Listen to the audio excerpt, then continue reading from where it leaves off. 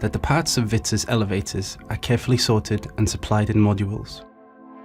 By module, we mean the group of components which, once assembled, carry out a specific function within the complete elevator. Each module can be made up of one or more packages. These packages are identified with a description of the module and its position within the assembly sequence. The supply of the elevator has been designed to fit what we consider to be the logical assembly sequence of a machine roomless elevator. The package that we have to open first is labelled and easily identifiable. Attached to this package, in a protective plastic cover, is the packing list and a document which details and lists the material supplied in each of the various modules. In this first package, we can find the assembly manual of the elevator and all the assembly handbooks of the individual components. Before starting the assembly process, we strongly recommend the assembly technicians read all the manuals in detail.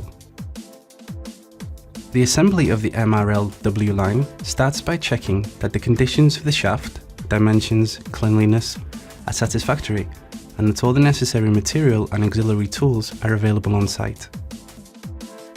The guide rail sole plate must be correctly positioned and levelled according to the assembly manual. The bottom portions of the car and counterweight guide rails are cut and assembled according to the installation drawings. Should there be a difference between the pit depth given in the installation drawings and the as-built depth, the bottom guide rail can be adjusted and cut to the right length. A tool to help align the guide rails is recommended in order to guarantee a correct assembly.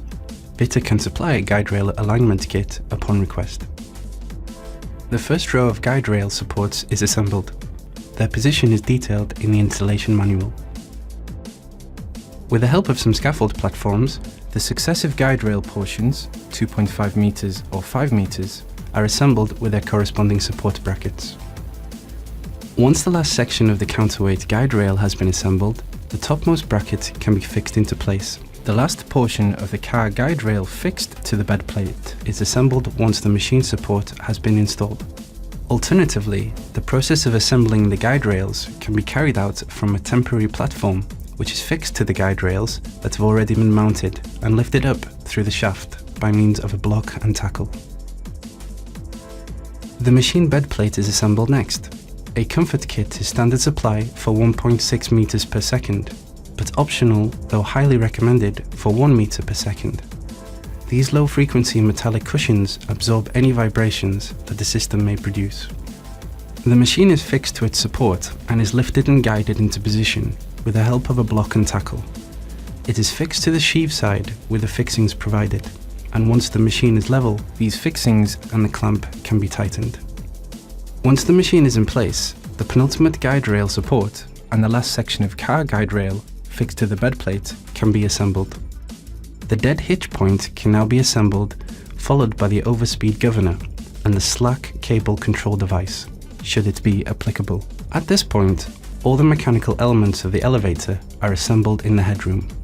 All the guide rail supports must be placed in the positions detailed in the installation drawings. The position of the top and bottom brackets is of special importance. Any scaffolding and platforms should be removed at this point. It is now time to go into the pit. In the module FRM, we will find all the components relating to the car and counterweight frames and the buffers. The counterweight buffers should be assembled first of all in the position detailed in the installation drawings. Resting on its buffers, the counterweight frame is then assembled.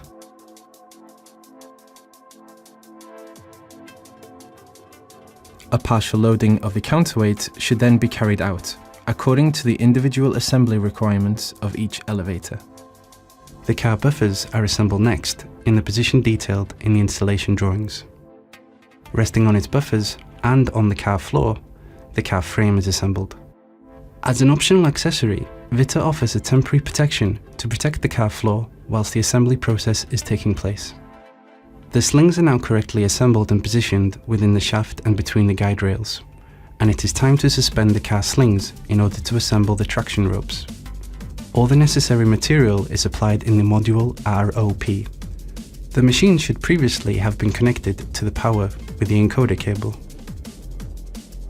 The car sling is then lifted with a block and tackle to the highest floor that allows the floor of the car to lie flush with the landing FFL.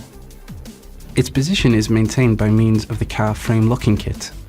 This element has not been designed to specifically suspend the car, but to fulfill the function indicated in clause 6431 of the standard EN 811A3. For the assembling of the traction ropes, please follow the instructions detailed in the elevator's installation manual. Repeat the process as many times as needed. A rope clasp guarantees the correct alignment of the ropes as they are fed into the grooves of the sheave.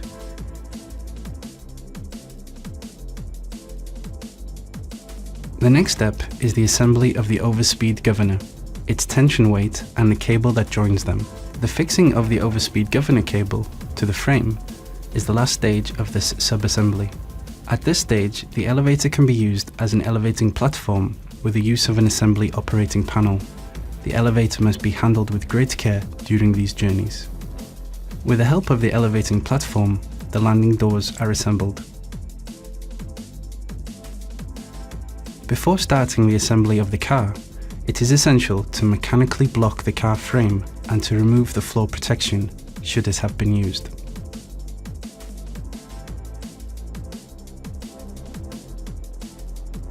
It is now time to assemble the car door.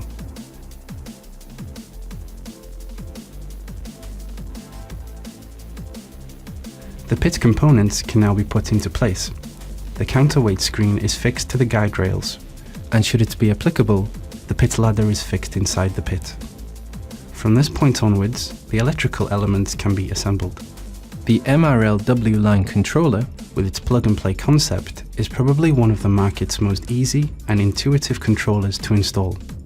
It is delivered perfectly packed and identified in 4 packages: power and control, pre-assembled electrical installation of the shaft, electrical elements of the car, and the controller cabinet. In each of these packages there are various assembly kits, each one accompanied by a description of its contents and an assembly manual, numbered according to the assembly sequence. The controller cabinet, with its reduced dimensions, is placed neatly in front of the frame of the landing door located on the last floor. The simplicity of the controller does not reflect its features. The MRL-W line controller can be supplied also according to other standards, such as EN 8170 and EN 8173. Upon request, it can also be adapted to the EN 8171 and EN 8172. Our pre-assembled electrical installation uses the CON-box system, which greatly reduces the assembly time, guarantees the quality of the CAN bus signals, and sets us apart from our competitors. The flat cable is manufactured with highly resistant and durable materials, which guarantee an optimal protection of the low-frequency CAN bus signals. An absolute positioning system of the car by means of a 4096 pulse encoder is optional. This makes assembly easier and guarantees millimetric precision of each stop. The penultimate task is the important one of cleaning the shaft and the pit, and of oiling the guide rails.